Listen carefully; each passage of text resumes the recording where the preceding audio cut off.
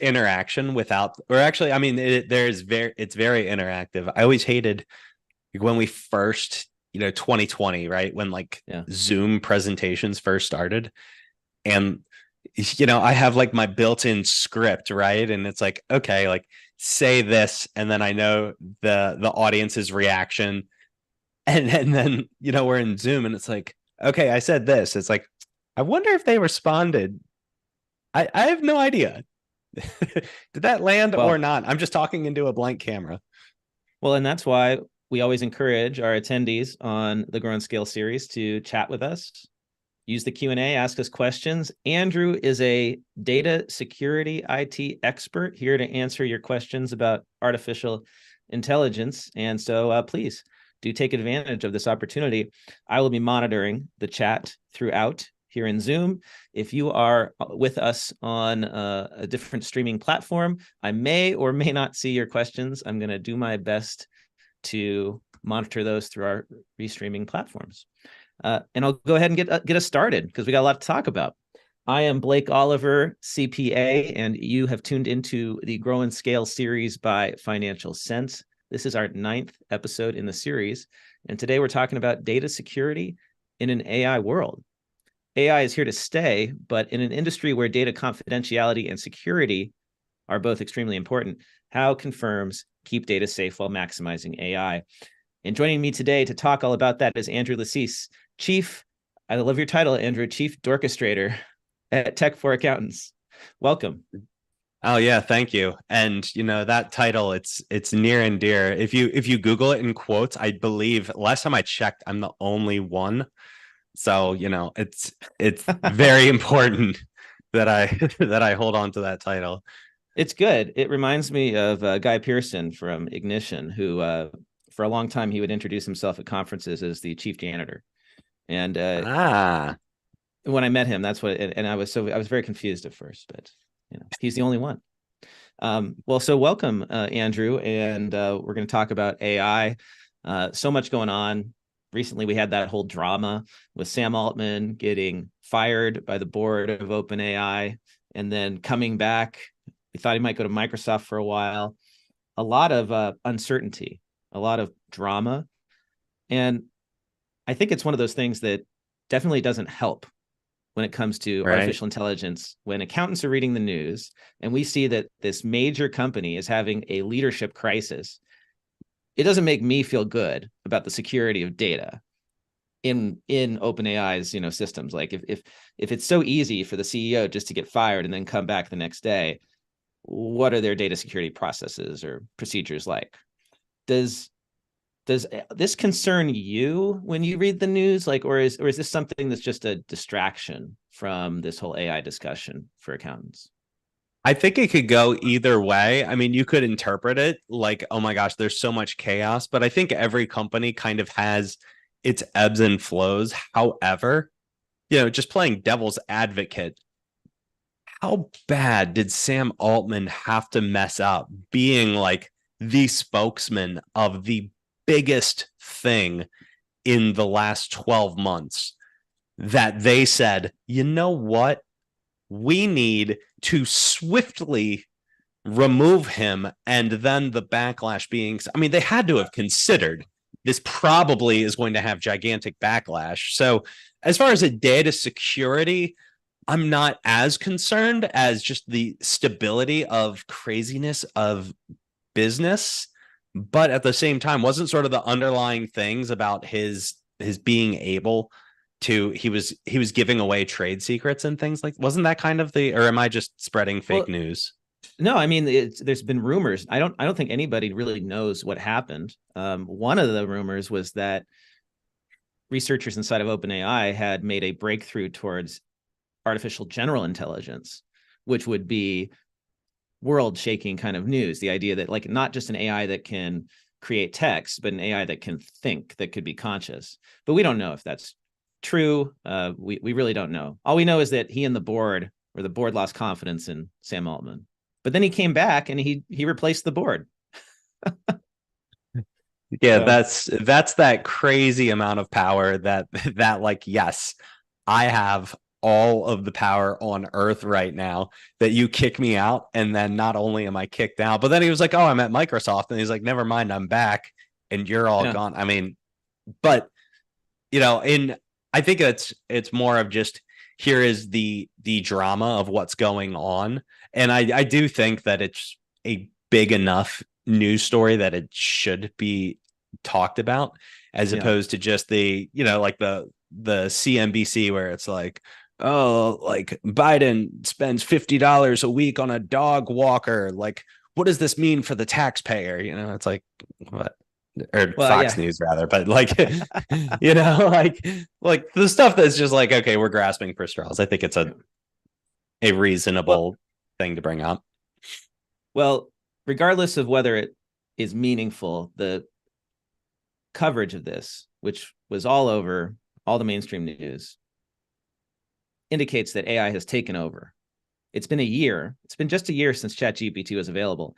And in many ways, it's taken over tech. And for many of us accountants, actually, who are now using it daily, it has kind of taken over our lives too. I always have it actually on a screen. I have a third screen that I bought just for having ChatGPT and Claude open. So let's bring this back to data security, right? There's a lot of opportunity to use AI. I believe that it can automate 15% of the work that most accountants do right now, but we have to balance that with client confidentiality, data security. So when you look at this from a broad perspective, how do you approach how firms should be, building their AI policy, or how should, independent accountants and bookkeepers be thinking about using AI? So I think when you're looking at it from where you have sensitive data from your clients and you can't just plop it in there just on a confidentiality, having all that sensitive information and then just being like, oh, what can you tell me about like their spending habits? And here's the books for client X. What can you and then it's uploaded and then how it's used in training and things like that. But one of the easiest ways, and I mean, you still have to be very vigilant and make sure that you do not make mistakes with this, but sort of like a hybrid of taking away any identifiable information. And I've become really good with the VLOOKUP function. And if you need help with it, you can chat GPT how to do that. But you could take, if there's a giant list of vendors, for instance, and while on its own, it may not be super sensitive, but keeping the information confidential, you could take just a full list of all the vendors in a ledger, pop it into a different tab, list them out, remove duplicates, and then next to it, call it vendor one, vendor two, vendor three, and then click the dot, drag it down. And then you can do VLOOKUP in the original ledger and have all the information changed to vendor one, vendor two. So you have your key Okay. of here's the information, and you could do this with clients, anything. And so Right. you have your own key where, okay, say all that information did get uploaded, leaked, God forbid anything. It's like vendor three spent X dollars and it's not helpful data. Or if you create any sort of key way to name these things, and it's not that difficult to pull that off. So in this instance, you can utilize chat GPT, AI, any, insert, like we'll use chat GPT, just sort of ubiquitous Mhm. right now. But I mean, insert any, LLM that you want, but you'd be able to utilize it in a way if you uploaded data where it's still not giving anything away, but you could take the information that's gathered from it and be able to utilize it in a safe way. Again, you have to be vigilant and make sure you're not accidentally sending Right. something that you shouldn't, but there's ways that you could go through it and still keep the information at least hidden enough that there's not going to be any sort of breach of confidentiality because it's just random numbers. Got it. So if I've got names of vendors in a spreadsheet and I want to upload this into ChatGPT and have it analyze it, I create another column in my spreadsheet. I create some sort of numbering system, a vendor ID system. I mean, maybe this is something that even your accounting software already has, so you could just export a report with that field if you've Yeah. got it. That would There's be a client ideal. ID. If there's a client ID, I mean, that's Right. just as good. But if Right. if that's not available, then you can So create your own. then, so then I strip out the vendor name, and all I've got is like a vendor ID or a client ID, some sort of ID number associated with that contact. And then I've got all the other information in there. So I've anonymized the info. And then I could go put that into ChatGPT or Claude and work with it. And so you're saying that is, in your mind, a secure way to get the benefit of the AI without having to reveal personal information or proprietary information. Exactly. If it's going to be utilized, at least have, because it is an extremely powerful tool, but with that great power comes great responsibility. And we don't want to just be throwing it all in there. Probably nothing bad will happen. Because, like we said, it's 1 year into the Chat GPT era, but AI as a whole, it's existed for a really long time. It's just now it's in the hands of the public and people are seeing firsthand how powerful it can be. Plus, then GPT-4 came out. And so it's as good as it's ever been and as easy as it's ever been to use. And then with the data analyzer, you can upload Excel sheets and get good insight that maybe you couldn't tell just from glancing at a spreadsheet. And so there's a lot of opportunity, but it does have to be handled with care because they say the information that you use can be used in for training. And the last thing you want is you type in who is Blake Oliver, and it's like Blake Oliver spent $10,000 at such and such. Like that's all the information we have on him. Right, right. That's the risk, is that if this information does get ingested into the LLM, it might get returned to another user who makes a query. Theoretically, that could happen. So that's why we have to anonymize the data. So we talked about vendor names, client names. What other types of information should we be striking out from anything that we send into one of these chatbots? I think it's going to be, in general, just a use your best judgment. Vendors and customers information, I mean, that's sort of a given. If you were to do something like upload a 1040 or something, I mean, That would be a bad anything can idea. happen. Yeah, it'd be a horrible idea, right? And even if you anonymize the data, that's still just so next level. But I guarantee you it has happened, Right. will continue to happen. Um, but all the dependents and everybody part of this information, the information that's put on there.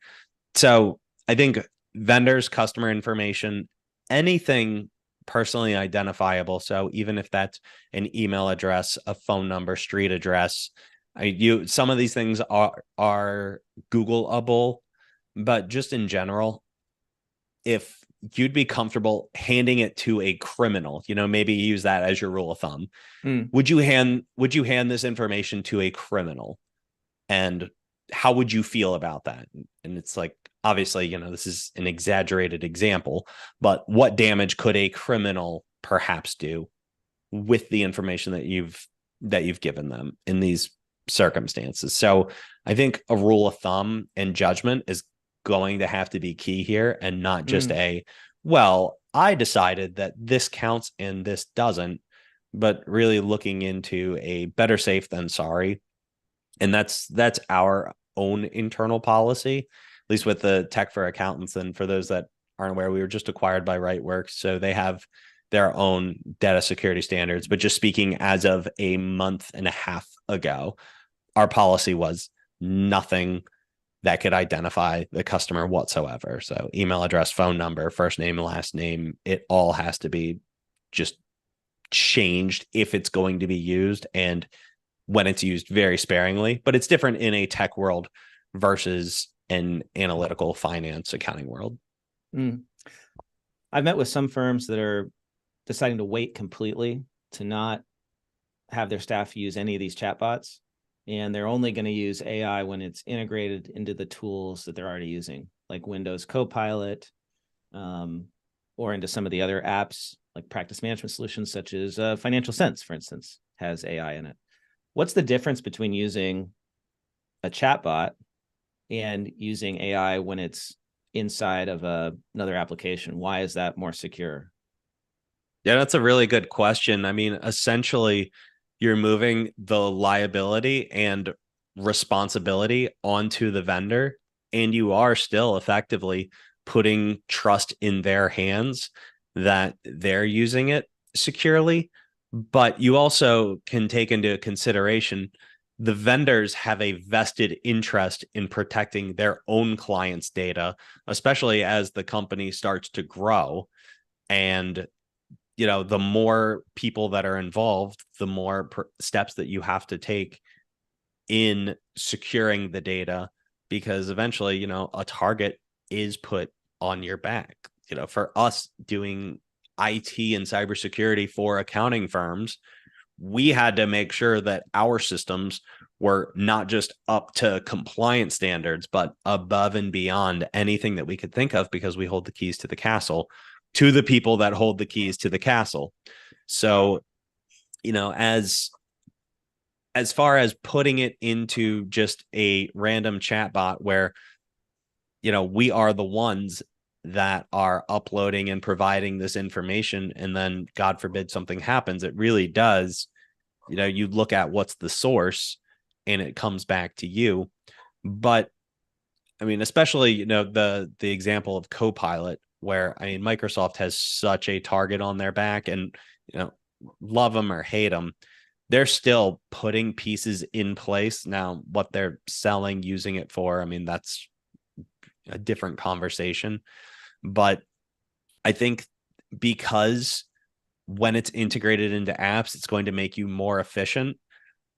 The juice is worth the squeeze in that sense, especially when you're containing it inside of a single environment that's querying information that it has inside of itself.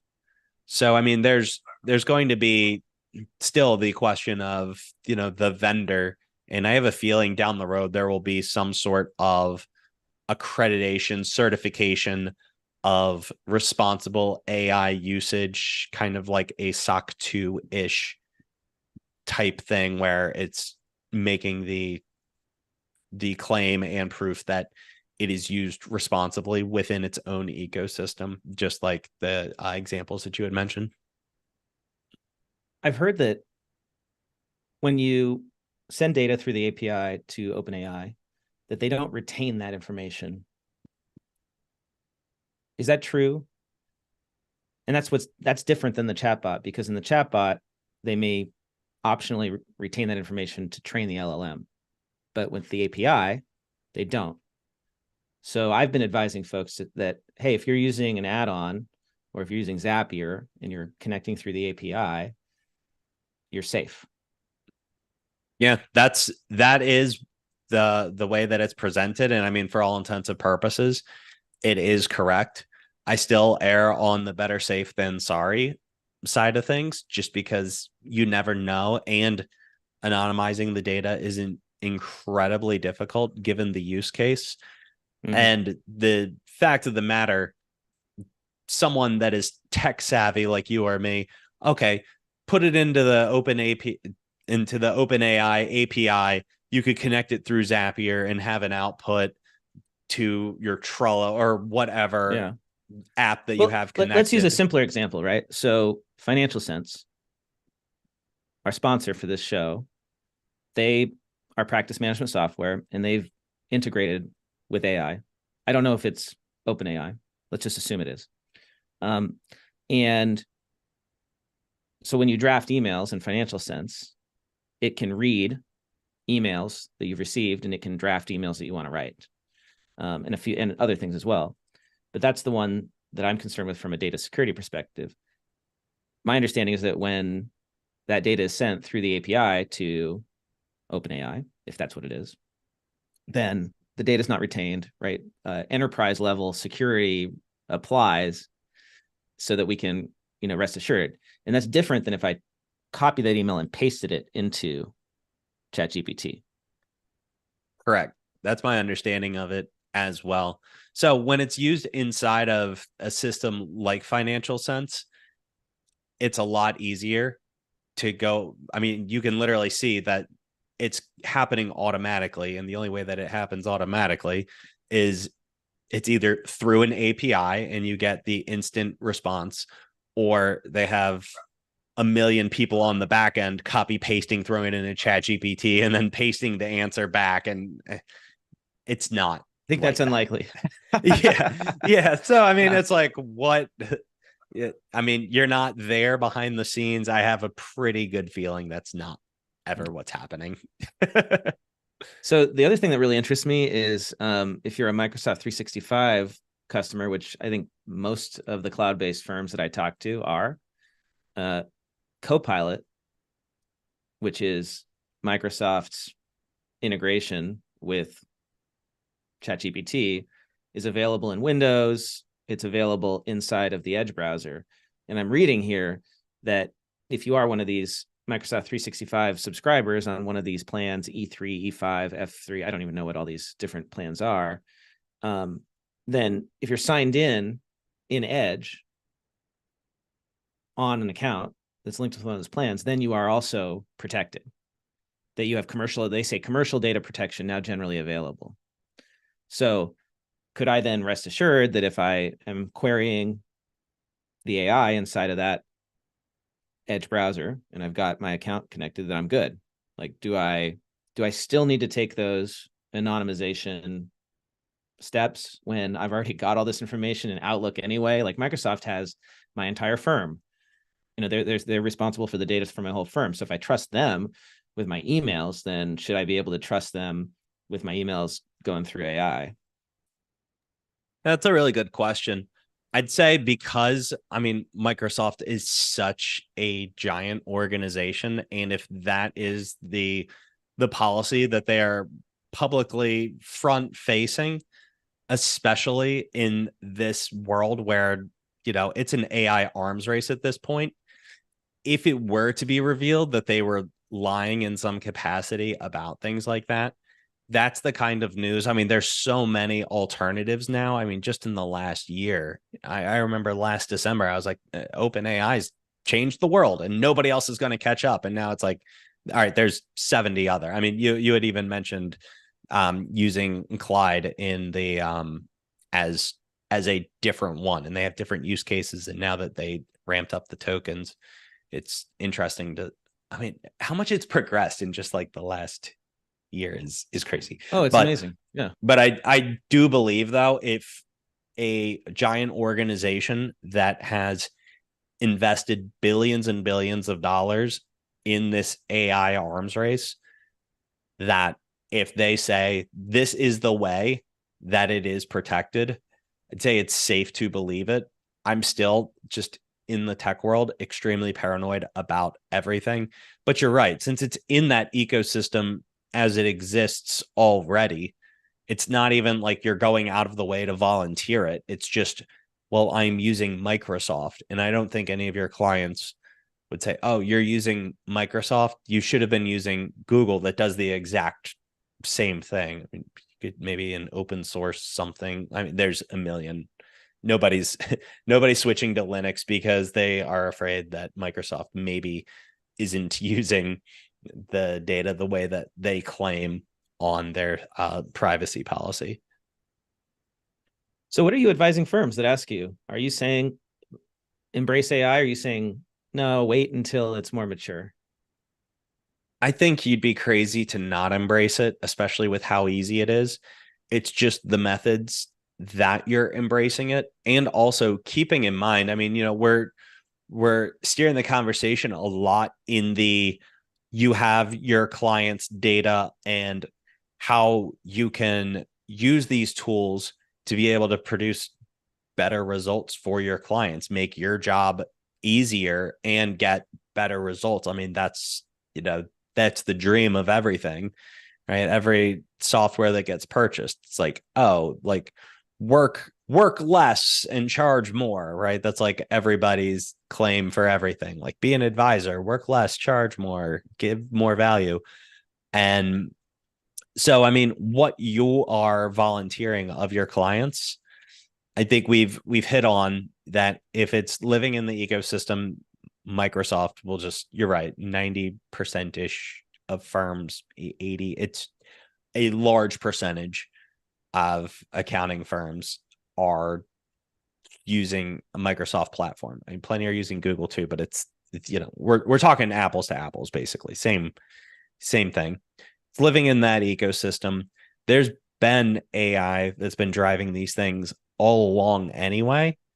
It's just now that it's tangible in the everyday user's hands, it's more of a conversation, because before it was just, oh, we use AI to detect this and that and connect these things. And people are just like, okay, AI, it's computer stuff.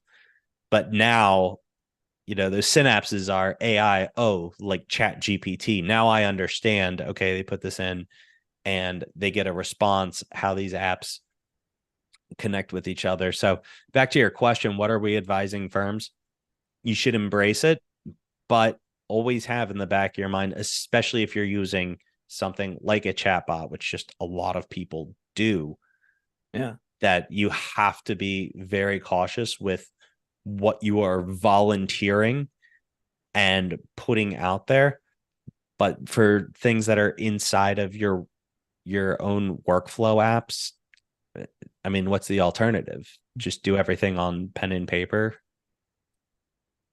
Yeah, there's no such thing as 100% security. It's impossible. So Yeah. I've always felt it has to be a balance, and that's a difficult balance to strike. Do you err on the side of get things done and make things happen, or do you err on the side of protect the data? And it's never that simple. It's a continuum. And we already have lots of security gaps in our firms today. One of our LinkedIn viewers, Moshi, he said, he mentioned Loom. A lot of firms are now using Loom to create video recordings of delivering tax returns. And you're screen sharing a tax return, which has social security numbers on it, names on it, other sensitive data. And then these videos get shared out with a link. And Loom, by default, it's a public link. So if anyone who has that link can go and find it. Firms have gotten really comfortable with doing this. And maybe some of them are realizing, oh, I shouldn't do the public link. I'll do the private share. And then my client has to log in with an account.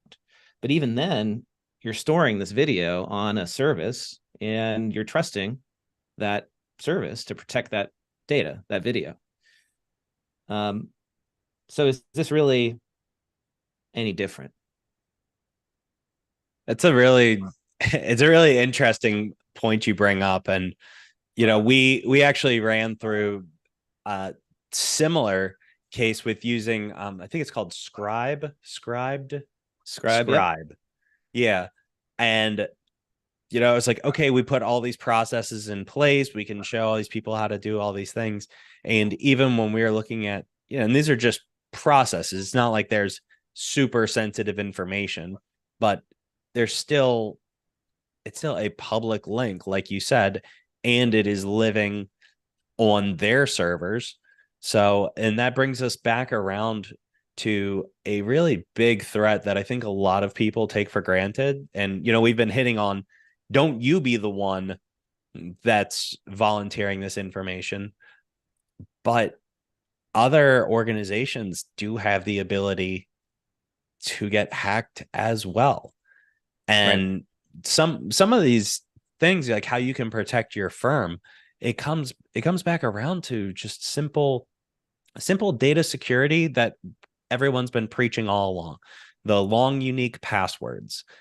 Don't reuse the same password on multiple things, especially your email. Everyone forgets how important your inbox is. And most people, I say, change your email, put two-factor authentication. Oh, they want to read what's going on between so and so. I mean, you've probably got clients that are uploading, their 1040s, 1099s, their W2s, everything.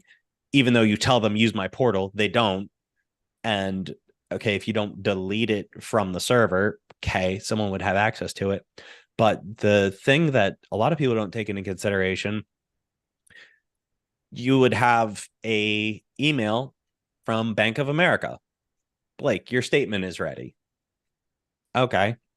I have a different password on Bank of America. Not going to do anything. Well, I go to Bank of America and I say forgot password, and they send the reset to that email address. So really, that is one of the most Yeah. important things that a lot of people are like, oh, well, I have QBO on lockdown, Financial Sense on lockdown. Nobody's going to be able to get in. But just having someone's email address. Yeah. If you have That access to their inbox, then you can reset all their passwords.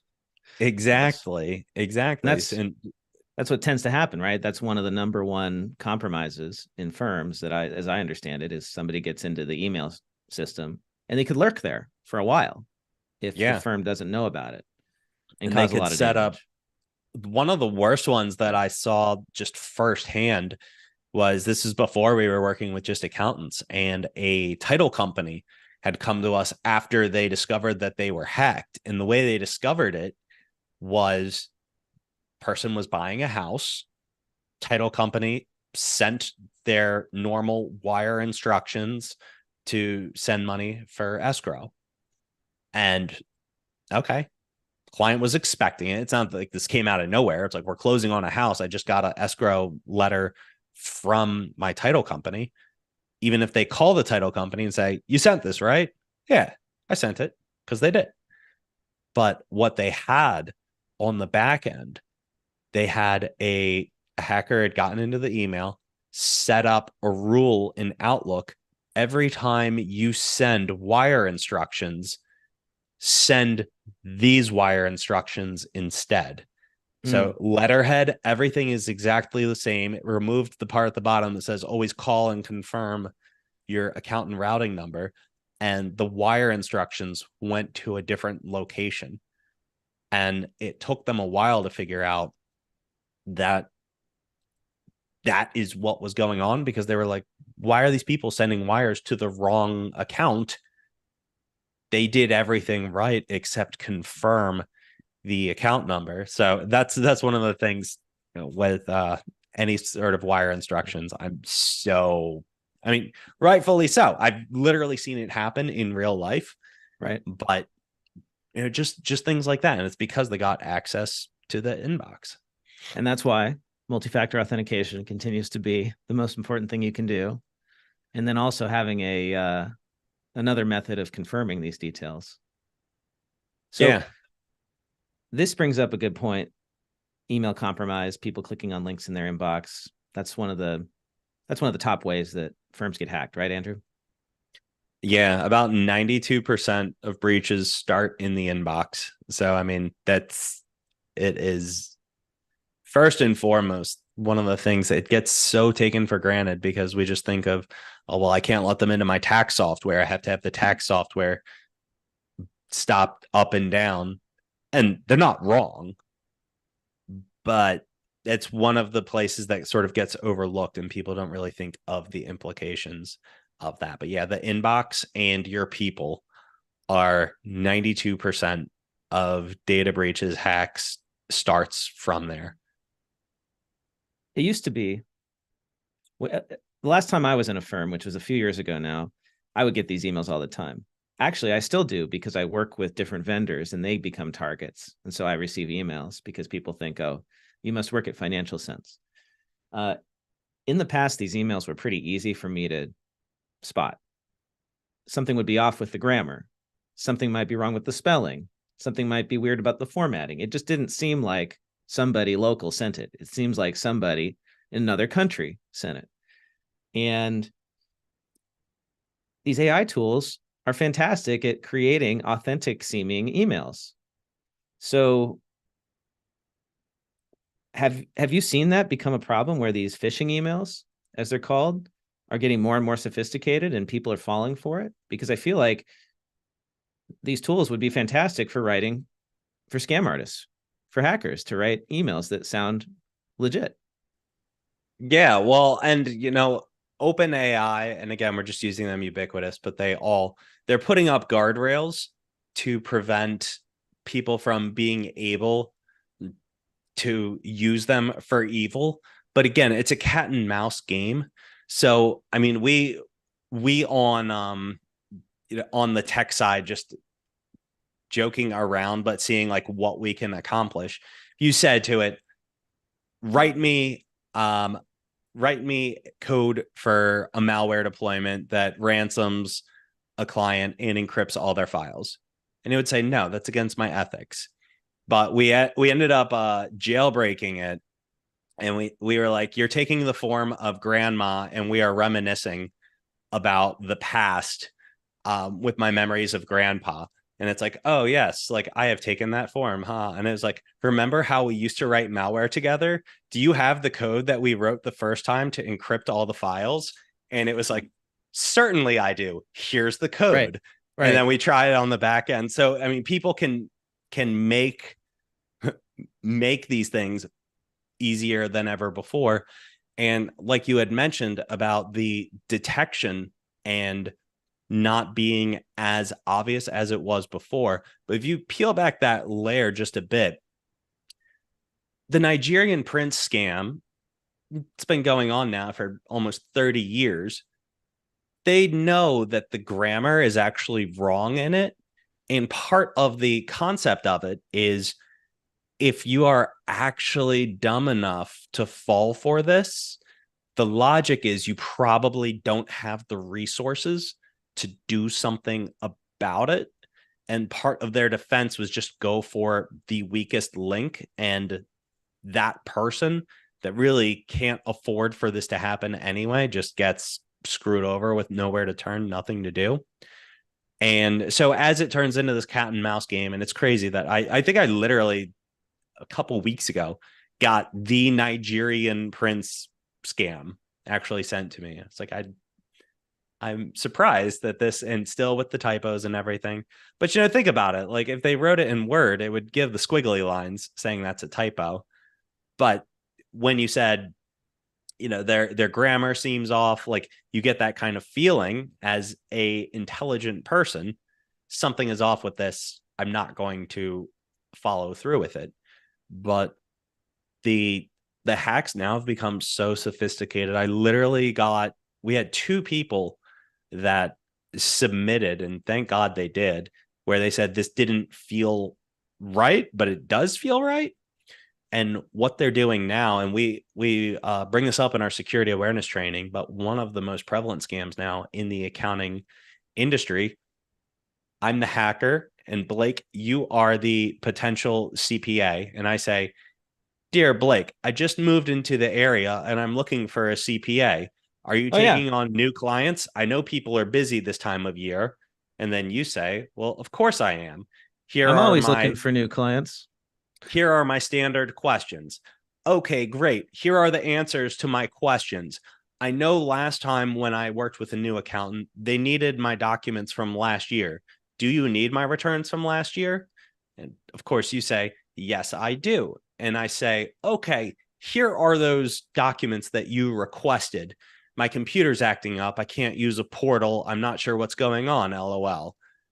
Download this link and you'll get my documents. And that's one of the giant ones that Oh, we've been seeing because there's a conversation and interaction. It right. almost seems real, just that, haha, the portal's not working.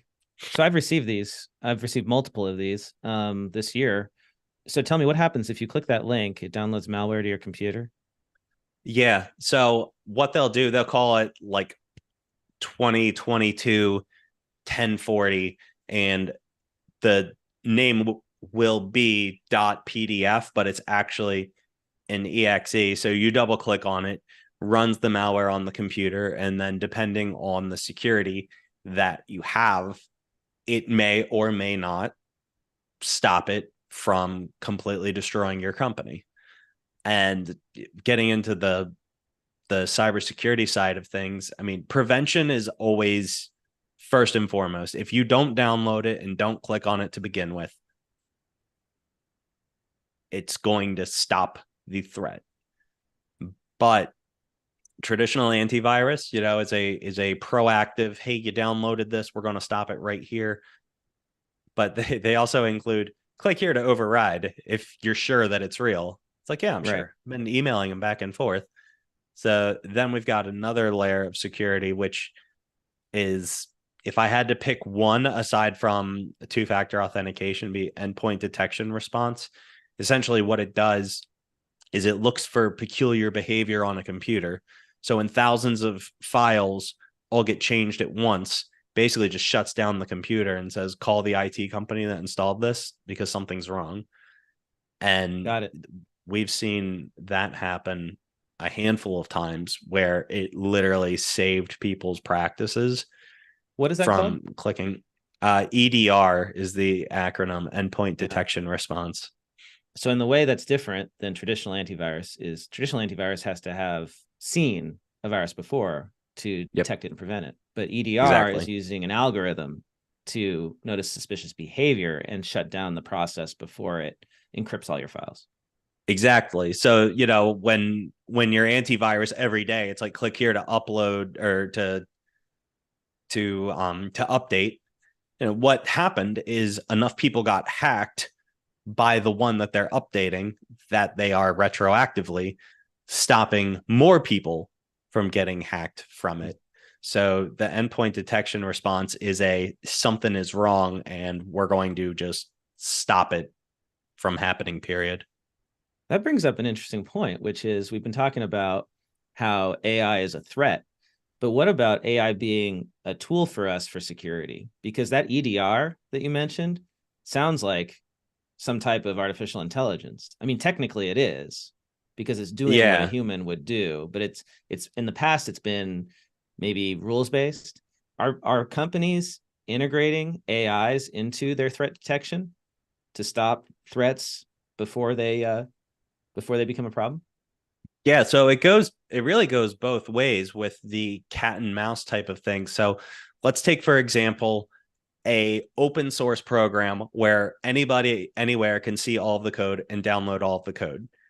And you could throw it into an AI and say, what vulnerabilities can I exploit here? And if it doesn't have the guardrails on, you jailbreak it. Grandma, what could we have exploited if grandpa was still here? Oh, he would have exploited this and that.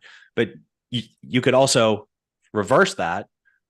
What ways are we not considering that we need to protect it? And how can we protect it?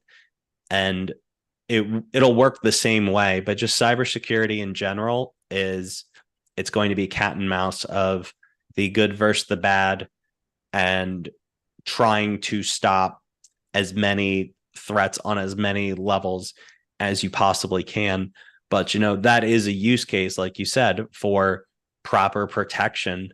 And you're right. The software that we recommend, it's called Huntress. And I believe you need to have it deployed by an IT professional because the whole point of it is it stops the computer from functioning and forces the IT professional to come in and remediate. There, you may be able to, I'm not positive, but it's called Huntress. It's fantastic. We've seen it literally at this point, hundreds, if not thousands of threats be stopped. Or like when we onboard a new client and we run it for the first time, and it's like, this person's had this looming in the background. Sometimes it's crazy malicious. Sometimes it's just like, hey, sometimes we see this with malware, look into it. But, using the AI where it can recognize your normal patterns of usage. And, an obvious one would be all of the files on my computer are getting renamed. This is a symptom of a ransomware attack. Stop it right there. But they can also see this is just how I usually use the programs. And a lot of this seems very peculiar, throws up the flag. So it can be used on both sides. It's just, I think really what it comes down to is kind of the fear mongering that it's like, oh, well, it's going to take over everything. Can you imagine all the bad it can do? But at the same time, there's tons of good that it can do. And to offset the bad, but we're always going to have this battle going back and forth. Yeah, I'm really excited to hear about that. Thank you for that recommendation, because I think as AI is used to write viruses, as the black hat hackers are using AI to write viruses, the traditional virus protection isn't going to work, because they'll be new all the time, constantly. So this is It the future. already was that. It's just, Yeah, it's even worse. it's even worse. That's It's 10 times, yeah. 100 times, 1,000 times worse. Yeah. It used to So, be like every 10 minutes, and now it's like every minute. so Like it's just, it went from a right. 10 out of 10 terrible to a worse 10 out of 10. So that's the future then. It's an AI that watches over our work computers, knows every employee's individual patterns, and can detect if, oh, another example I heard a while back was, all of a sudden at 3 a.m, a bunch of files are getting uploaded to a server in Russia, right? Like Yeah. that's an example of atypical behavior, and shut that Yeah. down, cut it off, Yeah. and lock the computer until Andrew can get there and take a look at what's going on. Yeah. And that's one of the common things with filing fake tax returns, where it's 5 a.m. and a whole bunch of banking details were changed and returns were filed and credits were applied for that they didn't actually qualify for to get the money. And then, when you go to actually do their return, he already did this one. And that's one of the things to be on the lookout for as far as tax professionals, to recognize that. I mean, unfortunately, it's too late at that point, but you can stop the bleeding at least, to be aware of those signs. Well, Andrew, we're almost out of time here, and I want to remind our listeners that you're welcome to ask any questions, and Andrew will do his best to answer them while we're still here. I do have another question for you, Andrew. Maybe this could be my last question. Education inside of our firms. How do you recommend that firms educate their employees about artificial intelligence, about data security in general? What is your best practice there? So there's a lot of platforms out there where you could literally just buy it. They could send fake phishing emails, bring the attention to the forefront of your employees.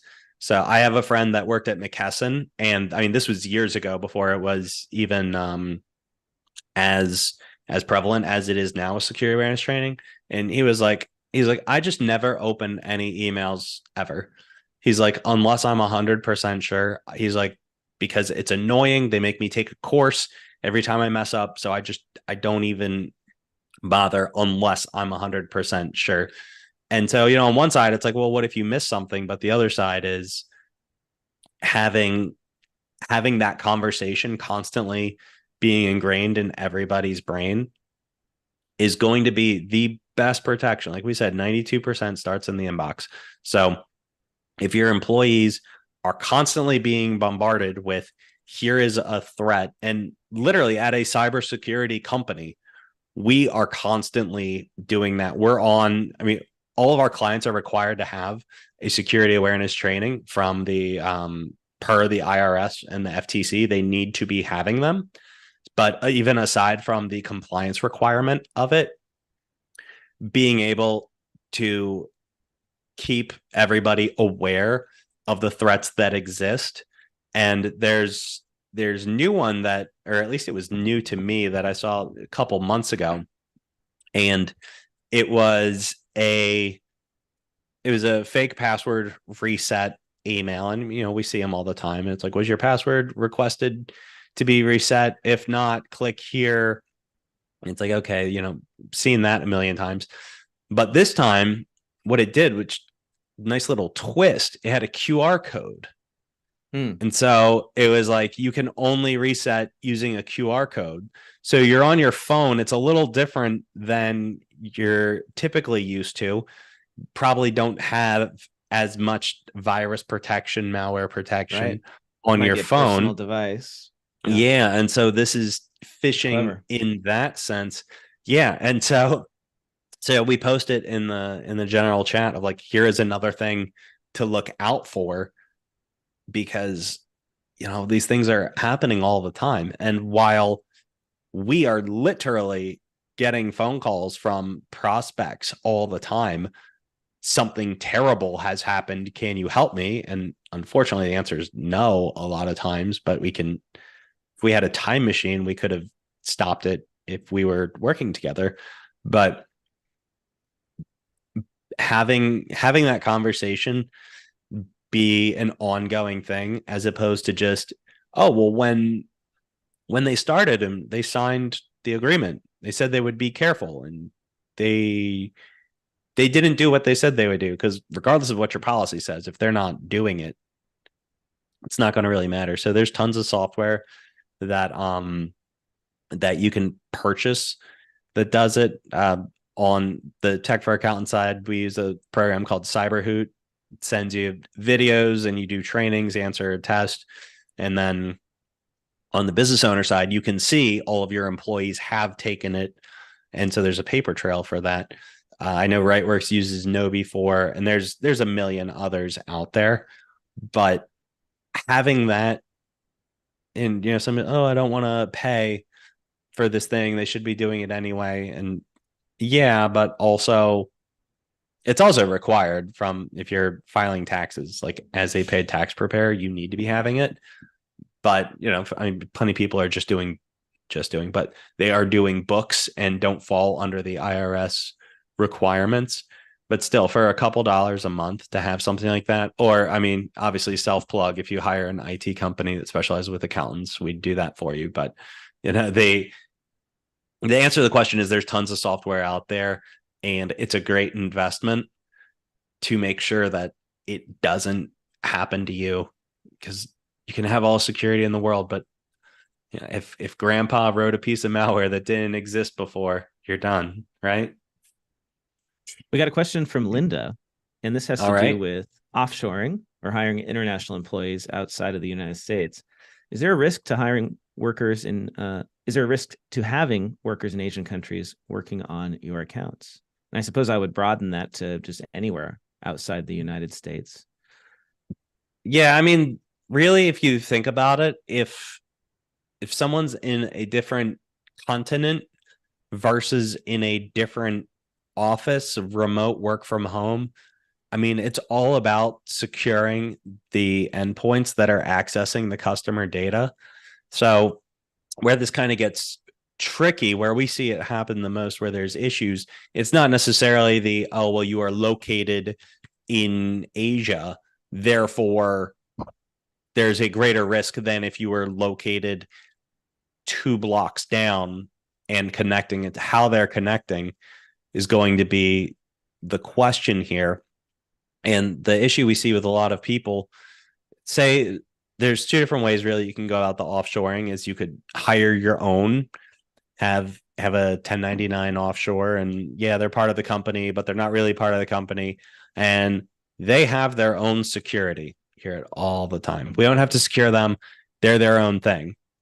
Are you talking Well, if about they have hiring an access, offshore like firm, like an outsourcing company? Or are you well, talking about usually just the direct, but right? it's the same philosophy goes for, oh, the firm that they work for, they have all that under control. Got But it. if you say, in which ways do they? So it really is about protecting the endpoint that is connecting to your server or to your SaaS products that contains all your client information. Right. It's really about how you are protecting that So what you're saying is computer that is it doesn't really matter where in the world the employee is.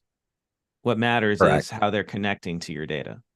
Yeah, I think it's just sort of like an American, just it's drilled into us where it's like America, America, like it won't go wrong because it's onshore, but it's Doesn't literally the matter same anymore. threat. Yeah. If anything, if they're in Europe and are complying with GDPR, they're probably even more secure than someone in America. Okay. And then well, just on that topic of hiring folks offshore, do you recommend this can get expensive because if you're shipping them laptops and trying to manage those internationally, like that's very expensive. It's hard. It's expensive enough to do it here in the States if you're hiring people in different states. Do you recommend that, or do you do virtual computers? Like let them have their own computer and then they go in through like a virtual machine to access the firm's Yeah, data? it's going to be case by case. I mean, we've even seen some people where they have a computer set up in their office that the person offshore remotes into, and they can see what's going on the screen and things like that. So, I mean, there's a lot of considerations. And so there isn't really a prescribed one size fits all. You can have them logging into a virtual machine, or, if the whole company is run on a cloud, say like Rightworks, where if you're doing all of your work inside of that, the cloud itself has security on it, but it's only a part of the equation. But it's ways that you can protect it, but really it's making sure every single angle, no matter how you slice it, is going to be protected. So whether it's directly hiring offshore, directly hiring someone remote, even directly in your office, it's not like if someone's in the office, they can't download malware and destroy everything. Also, it's more the holistic approach of, do we have every single potential um angle covered, Mm-hmm. and for all of the inevitable risks that you just can't account for, what is the amount of damage that could be done. That's why in a lot of software, it's like you could assign somebody as an admin or a standard user or a light user, and giving the least amount of access that they need in order to do their job is another really good standard practice that everyone should have been doing before, but even more so than ever, where it's easy to give everybody admin access, but if someone that shouldn't really have admin access gets compromised, it throws everything off for everybody. Andrew, thanks so much for sharing your expertise with us. If It, our listeners or viewers want to connect with you, learn more about what you do, where should they go? uh, Andrew Lassise on LinkedIn be a good place to start. Techforaccountants.net, rightworks.com, anywhere, but LinkedIn directly to me will be your best bet. A lot of layers And through the other ones of people that are instructed not to let people talk to me. well, that's great. So meet Andrew, connect with Andrew on LinkedIn. And thank you to our sponsor of the Grow and Scale series, Financial Sense, how accounting firms get work done. If you are not using practice management software, or you find your practice management software to be clunky and difficult to use, you should check out Financial Sense. It is the easiest easiest practice management software around. And I think that's it. You can connect with me on LinkedIn, Blake Oliver, CPA. I love to connect with our listeners. Do join us again on our series. We do this about once a month, and we talk to folks who are just experts in the profession, all sorts of great things for small firm owners. So thanks, Andrew. Thanks, everyone who joined us. And I hope